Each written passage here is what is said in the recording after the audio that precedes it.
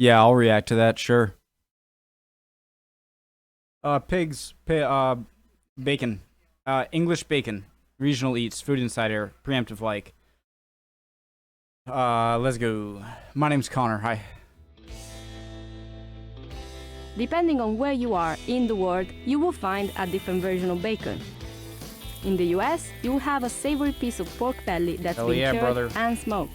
As an Italian, my go-to bacon savory piece of pork belly I thought bacon was from the back of a pig. that's been cured and smoked. As an Italian, my go-to bacon is pancetta, dry cured dices of pork belly. Here in England, your bacon will be a leaner but still juicy cut of meat from the back of the pig, cured to perfection. So they do it Today from the we're in back. South Cerney, Gloucestershire, and we're at the Butts farm, a farm that specializes in rare breeds. What we're going to see today is bacon made from Gloucestershire Old Spots. They're one of the oldest breeds here in the UK, and they're renowned for having a tender marble meat.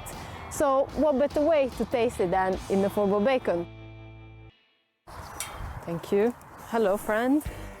Compared to more commercial pigs that feed on high protein and cereal, an old spot follows a low protein diet, complemented with grass, worms, and whatever they can munch away at here at the farm.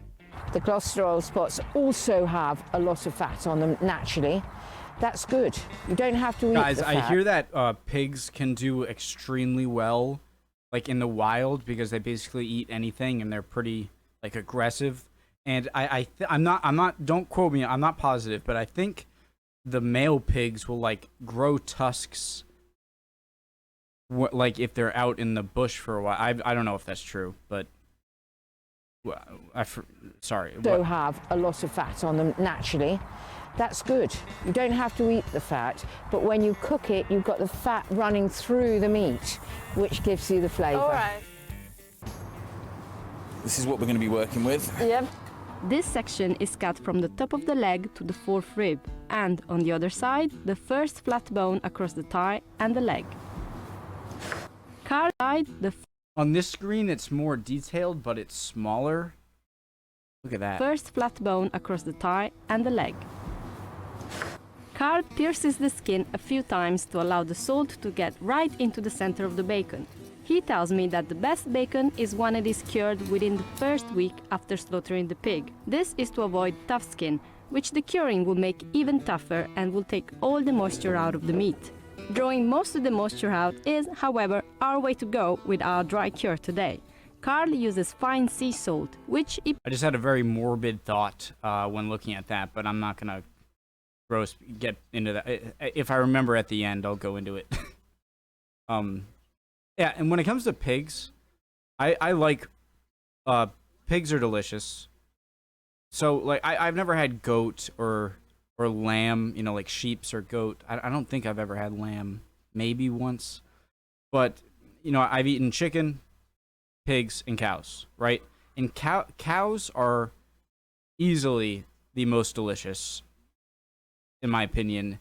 And then chicken, and then pig. It's not that I don't like pork. I do. It's just I usually prefer the other two, but bacon is definitely an exception. our way to go with our dry cure today. Carl uses fine sea salt, which he prefers as it gets right into the meat much quicker than coarse salt.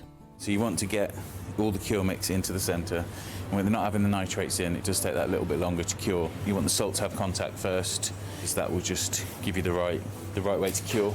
Oh, wow, that's quite a lot of salt. It is. So So how many kilos is that? that's 5. For this much, you'd probably only need 2.5 kilos of salt. But it cures better if you just get that caked in salt. All right. And it doesn't really absorb more of it. It just seals.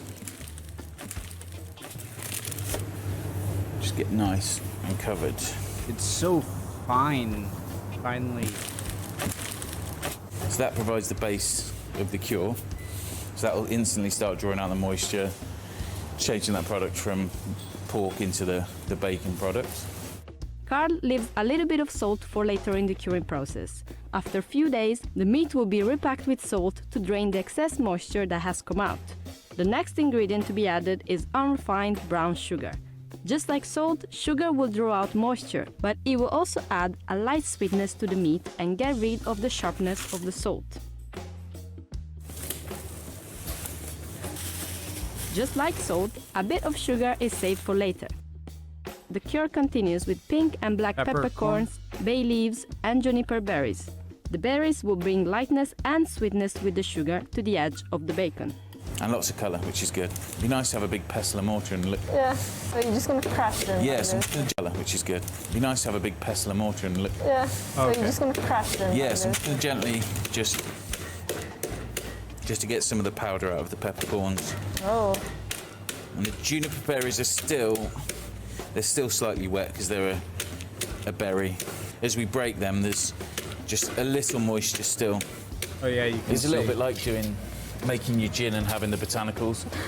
It is like that. You can pick savoury and strong flavours in your botanicals. I've seen people do rosemary bacon and things like that. oh, Just try and infuse different flavours in. yeah. You can just personalize it. Just a I little think bit. so. Yeah, yeah. I mean, I wouldn't want to see people experiment too too much. well. but It's yeah. up to them, I guess. But yeah, bay leaves act almost like it's that stability for the flavour. Oh. You just give them a little bit of a crush because Wow. they're fresh. Yeah, they're Not very like, nice green. Not like the dry ones. So just give those a little rip. Nice having them Ooh. grown on Nice smell. Yeah. in the garden by one of our ladies in the office. Asked for some So bacon. if you didn't do the salt curing process to make it from pork to bacon, and you just got the back fat or belly fat and cooked it, like it wouldn't taste like bacon if it wasn't cured like this? Bay leaf, she brought me half of her tree, so this is very good.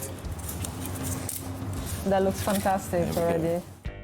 After 14 days and after removing the bones, this is the end result of our curing process. So we've got the back bacon, and this is where it went from the shoulder. That's where we came in from the leg.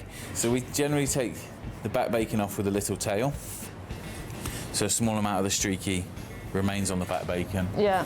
just because that's the shape we normally use. Plus it gives that little bit of fat to cook with. Yeah, for sure. So you just Ooh, separate that went right through. Oh, that was like butter. down like that, Or it's a really ooh, there it is. and that will give you your streaky and your back bacon. Oh. Butchers refer to dry cured, unsmoked bacon like this here as green bacon or greenback. This is nothing scary and is completely natural. It's just the salt slightly over-curing the edges of the bacon. A little trim and our Gloucestershire Old Spots bacon is ready to be revealed.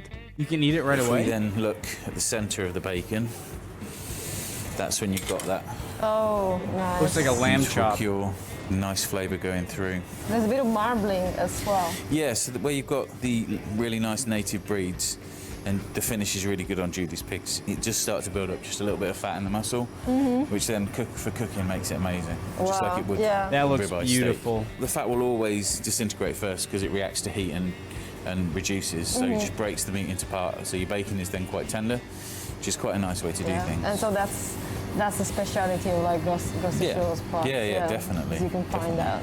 Yeah, well, you get your pork chops and there's not just fat on the outside, you've got actually a nice bit of taste and a flavour going through it, which is really good. Wow. So Okay. yeah, so that's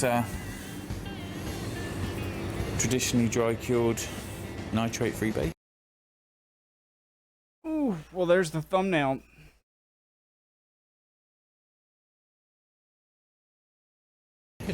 Beautiful.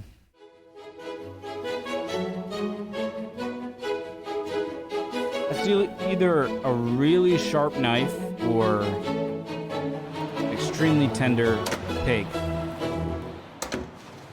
Or both. So my first question is, why did you put this in the oven rather than frying it?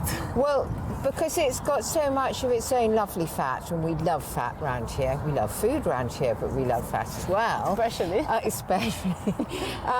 You don't need to fry it in oil or butter, Oh, saliva just rushed into my mouth. and you wouldn't even need to turn it over, which is why it really suits cooking in the oven.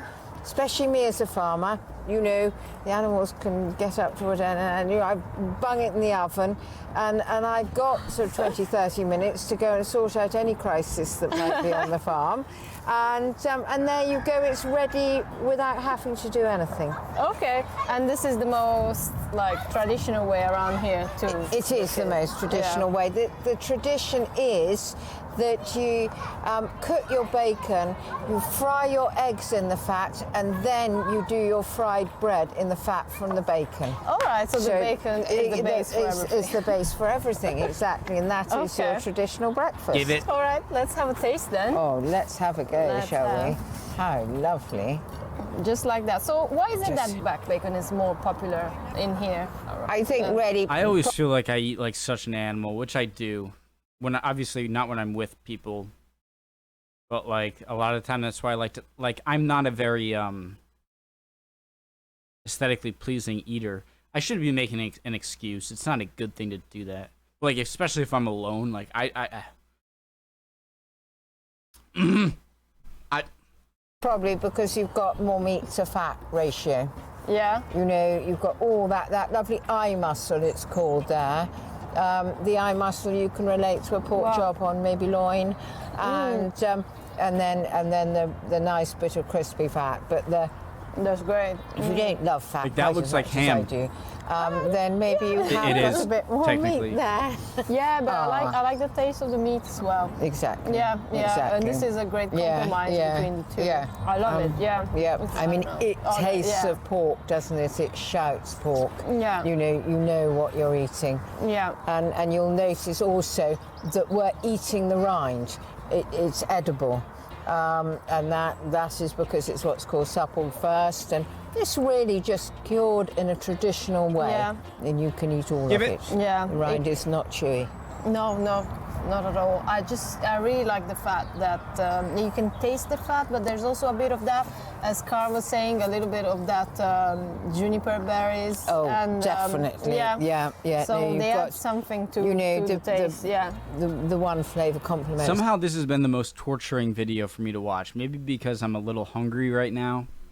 Because I've definitely seen videos of food I find even better than bacon.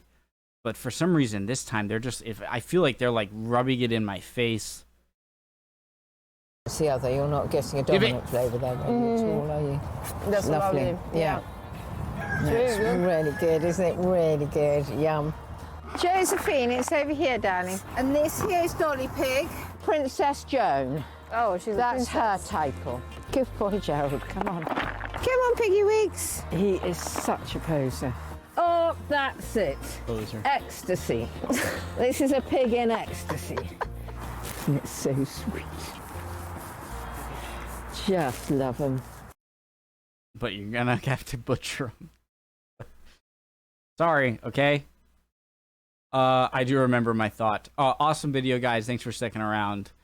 Leave now, but I have a morbid thing I have to say.